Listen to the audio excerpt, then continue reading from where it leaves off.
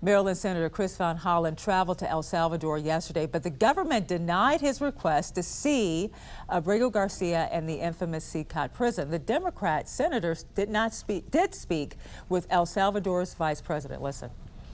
So I asked the vice president if Abrego Garcia has not committed a crime, and the U.S. courts have found that he was illegally taken from the United States, and the government of El Salvador has no evidence that he was part of MS-13.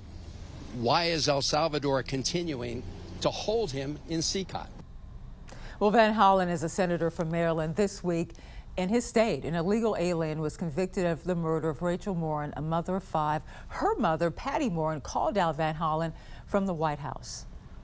To have a senator from Maryland who didn't even acknowledge or barely acknowledged my daughter and the brutal death that she endured, leaving her 5 children without a mother and now a grandbaby without a grandmother, so that he can use my taxpayer money to fly to El Salvador to bring back someone that's not even an American citizen.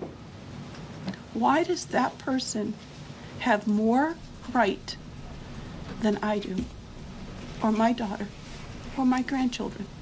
Patty Morin was invited to the White House because she wanted to remind people, all of us, of the real cost of unchecked crime by violent aliens who belong to transnational gangs and target Americans.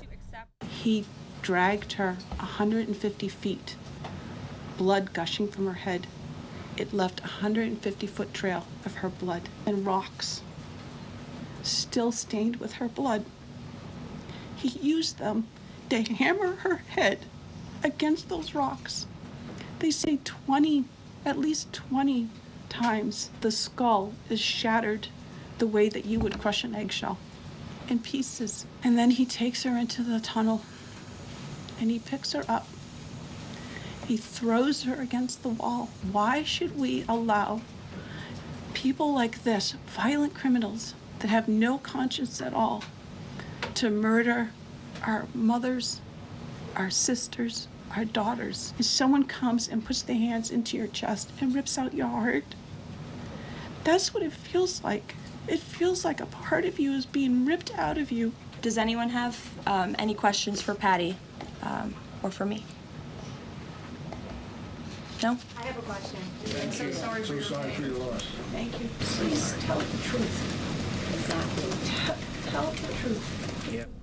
Just heartbreaking to hear. And after Patty Morin told her story, you can see it here. She met with President Trump in the Oval Office, where he hugged her and said Rachel would be proud of her. As she was speaking to the press corps, White House Communications Director Stephen Chung, sending this out right here. Shameful that CNN and MSNBC refuses to take Angel mom Patty Morin as she recounts the terrible tragedy of how an illegal killed her sweet daughter, Rachel.